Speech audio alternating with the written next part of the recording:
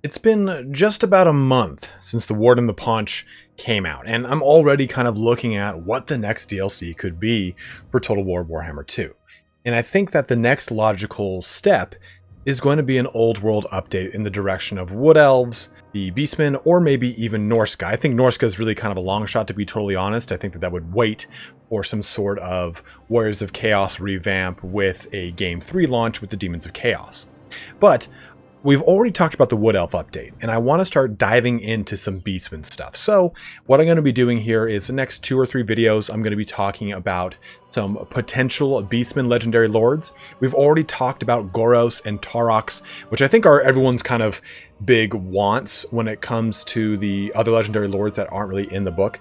But there's other ones, like there's Gorthor, there is Moonclaw, there are the other 2 hero lords in Ungrol and in Slugtongue. So there are actually still a lot of Legendary Lords on the table for the Beastmen. And they still do have a very commanding presence in multiplayer with their pretty competitive lords in Morghur, Shadowgrave, and Malagor, as well as Big Daddy Kazrak One-Eye. But with the most recent DLC, I think we've seen one thing, that Creative Assembly isn't afraid to give us a DLC that is a Warhammer 1 and Warhammer 2 race. Correct, I mean, we've seen this in the past already. But if we get Beastmen or Wood Elves as a DLC, this will be the first real big DLC as DLC Lord Pack in quite some time. So I'm really excited to talk about these things because I think that we all have really wanted to discuss Beastmen and what kind of an old world update would look like, and some potential legendary lords. So I'm going to be diving into that here with Moonclaw, the son of Morsleib, to start us out. And then we'll talk about some other in future videos, as well as a full speculation roster and potential old world update in a future set of videos in the next month and a half to come. But I just wanted to kind of lay the groundwork here, so when we jump into these next videos, we can just, again, jump right into the lore for them and everything. And that's how I'll do this, like I've done any other Legendary Lord speculation video. I'll be reading the lore straight from the 7th edition Beastmen army book. They didn't get an 8th edition release, unfortunately. And then we'll go through the magic, special rules, and items of each subsequent Legendary Lord, and how that might possibly be translated into the game. So let's start out with Moonclaw, son of Morsleib, the Lunatic Prince, child of the Gravid Orb. The creature known as Moonclaw was not born of mortal creatures, but instead hurled from the pale belly of Morsleib when it was at its most bloated. Though at the first glance he could be mistaken for a particularly hideous beastman, Moonclaw is not of this world, for Moonclaw is utterly and irrevocably insane, his actions as random as they are lethal. Upon the Gehemensnacht, when Moonclaw came unto the world, Morsleib hung low and full in the filament like the belly of a pregnant hag. The forest resounded to the orgiastic feasting of the Beastmen tribes. At the stroke of the witching hour, a blazing horned comet seared across the skies. It briefly traced a green scar across the heavens before hammering through the clouds and slamming into the sacred grove at the base of the barren hills. A wave of green-black force flattened the forest for miles around. Nothing survived the disastrous impact save Moonclaw himself, who stepped steaming from the cracked remains of an egg-shaped lump of purest warpstone, his glistening fur slicked in his body by nameless fumes. Thus did Moonclaw step from the worldling substance of his lunar mother into the old world. Since that day, Moonclaw has wandered the lands in a daze, speaking glottal syllables in a backwards tongue. His glowing, goat-slit eyes seem to see into another realm, and his erratic gestures leave doppelganger traces in the air. Wherever the Beastmen witness the lambent green-black flames that lick around Moonclaw, they fall to their knees in worship. When Morsleib is nearest the earth, Moonclaw's power waxes full. It is then that Moonclaw summons the strange two-headed beast, Uberlock, that serves as his steed and rides at the head of a great army. On these nights he seeks out the waystones that dot the old world, edifices older than the race of man. Moonclaw desires nothing so much as to see these flung down and defiled. The dark power they stem may flow out into the world. Though it is that Moonclaw leads his followers against the civilized races, his twisted and mutated form crackling with barely contained power atop his fiendish steed. Few can tolerate the wave of madness that precedes Moonclaw on the most eldritch of nights, let alone stand resolute when jagged shards of lunar rock hurtle out of the skies to annihilate any who earn Moonclaw's displeasure. It's kind of spooky, right? Moonclaw's got kind of a spooky thing going here. I mean, kind of has this really cool, like Terminator-esque birthing where he comes out of a naked egg-shaped lung of warpstone covered in... It's disgusting. I don't like it. I don't like Beastmen. They're vile creatures. But what we get with Moonclaw is a pretty interesting kind of lord here.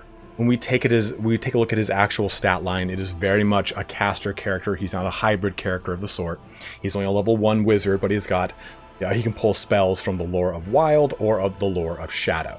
So when we take a look at that, it's kind of wondering, okay, would he get a custom lore with Wild and Shadow? And I think that would be the best case scenario. I don't think we've seen a lord for Beastmen with a custom kit like that, and I think it would be very cool to see. And he also has some really cool special rules that would make for a very interesting character. So the lore talks about this this kind of aura, right? This dark power that stems and kind of like permeates from him and precedes him. If you can tolerate the wave of madness that precedes Moonclaw, as it says. And this is called the Wave of Insanity. Every unit, friend or foe, within 12 inches of Moonclaw at the start of their turn must take a stupidity test, while himself and Uberlock are unaffected.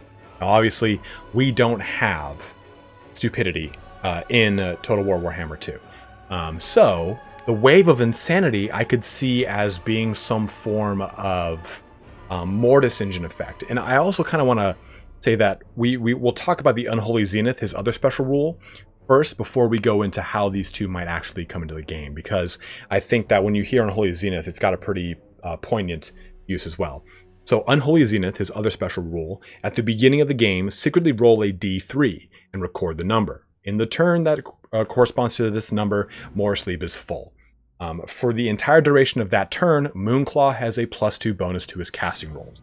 Furthermore, to represent his ability to call down a shower of warpstone meteors, he may make d3 shooting attacks resolved as if he were a stone thrower for that turn. So, I think that Unholy Zenith and Wave of Insanity can create two very interesting effects here for Moonclaw in Total War Warhammer 2, in that kind of scenario. For one, Wave of Insanity, I could see it causing an overall leadership debuff to everything around him. That's the way I could probably see it.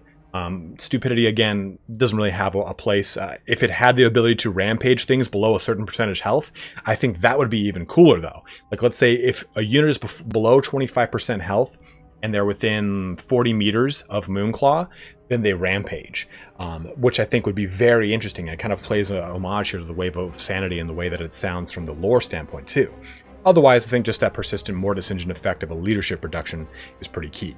Now, for Unholy Zenith, I could see this in campaign giving a bonus to power reserves and winds of magic.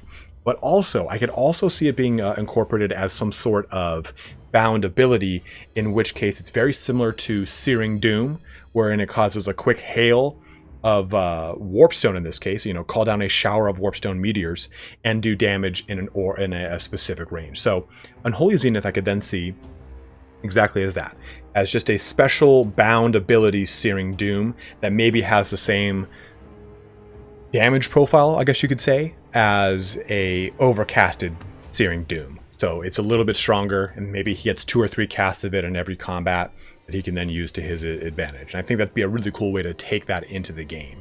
Or maybe even every time he uses it, he gets a boost to his Winds of Magic or his power reserves. So it basically encourages you to use it and not just sit on it.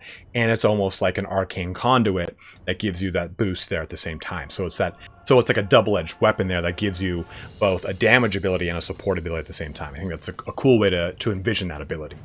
Now the other one here is Ward of More Sleep. Moonclaw has a 5-up ward save and a magic resistance of 2. So I would just look at this as his kind of standard kit. Every single legendary lord gets a certain amount of missile resistance and so on and so forth. So maybe he gets an innate 5 or 10% ward save and an additional 15 or 20% magic resist. Because looking at his character, again, he's a very paper-thin character, but we don't really kind of have that mechanic in Total War Warhammer. Sure, any of the caster characters are very weak, but not the way they were in 8th edition or 7th edition, in this case, Warhammer Fantasy, where they could just get killed in one combat round because they only have 2 wounds. So you can actually kind of keep your caster characters alive a little bit longer. So I think that just a magic resistance buff and a ward buff would be pretty adequate. Now the last thing here is Uberlock. Uberlock is a pretty interesting situation because this is clearly a custom mount for Moonclaw. And it's unlike any other creature, right? It's got its two-headed beast here, and the art for it is just absolutely disgusting. So needless to say then that Moonclaw would have his own special unique mount. And it would be interesting too because he would be the only Beastman Lord to have a mount outside of Khazrak and his chariot. So it'd be pretty cool to see this caster character on a very interesting characteristic mount in Uberlock, and I think that Uberlock would be this larger beast. I would say a little bit above like a Skaven Bonebreaker, you know, like a roided out Rat Ogre, but something a little bit smaller than say a full-on like a Wyvern or a full-on Dragon, just to kind of give this character a little bit more staying power on the map. And as we've seen so many instances where characters that are locked in on foot tend to kind of be a little bit weaker. Except for when you take a look at someone like Morghur Shadowgrave, who is just the tank of worlds here. So I think this is a really cool way to give Moonclaw some sustainability on the battlefield, while also making him a really cool centerpiece model for a DLC, or possibly even FLC along with a Beastmen DLC. So with that, it brings our video here on Big Daddy Moonclaw to a close. This wasn't supposed to be a big, long, huge lore video. It was supposed to just kind of dip real quickly into this lore. So we also, like I said, we've got Ungrol Forehorn to talk about, which is a hero level character as well. Slug Tongue, another character as well, which I actually believe is still a hero. And then the other Lord character, who is just a generic Beast Lord, much like Eraloth is a generic High Elf, or I'm sorry, generic Wood Elf Lord. Gorthor is just a simple Beast Lord. So we can talk about these three characters in our next quick little entries into this mini series on the legendary lords for the Beastmen. And then we'll also do, again, like I was saying, that old world update just in the same vein that we did for the greenskins, that we did for the wood elves, so on and so forth. And I will link those at the end of this video. So if you want to watch those and kind of compare and contrast how the greenskin one did with the actual greenskin old world update, I'll give you a hint. It's like freakishly close. Like, way too close. When I looked at the WoW ability that they added to the game, and I looked at my video for the WoW ability, it's like a carbon copy. It kind of freaks me out a little bit, but I'm stoked. I'm getting better at predicting things, I guess. So again, guys, I'm really excited to talk a little bit more about Beastmen here and kind of get that hype train going for the next DLC that we'll probably, hopefully get, I would say around the same launch window of the Hunter and the Beast. So that end of Q3, beginning of Q4. And that hopefully we get just an exact same DLC matchup with another DLC right at the end of the year, just like we had with Malice Darkblade and Deathmaster Snikch. So hopefully that's the case. If not, probably in the very beginning of next year. And hopefully COVID didn't kind of throw anything off the rails, because we do also have a launch of Troy coming around the corner. And hopefully news of Total War Warhammer 3 here before the end of the year. But as always, guys, thank you so much for watching here today. Hopefully you enjoyed this little foray into some Warhammer lore, which we haven't done in a long time on the channel, as well as the Beastmen themselves, which I think a lot of people are curious about. So if you have any other questions or some things that you want to bring up for possible translations of these rules for Moonclaw into Total War Warhammer, by all means, I'm going to be taking a look at some of the mods that bring these characters into the game and kind of say, hey, let's look at what the actual rules are for them from the books, and how this might be actually interpreted. Is this a good way? Is this a bad way? We did the same thing for the Southern Realms Lord, so we'll try to do the same thing for the Beastmen. But again, guys, as always, thank you so much for watching here today. Don't forget to like, subscribe, comment below, all that kind of fun action. And if you do subscribe, click the little bell icon and turn on all notifications. As always, have a good one and take care.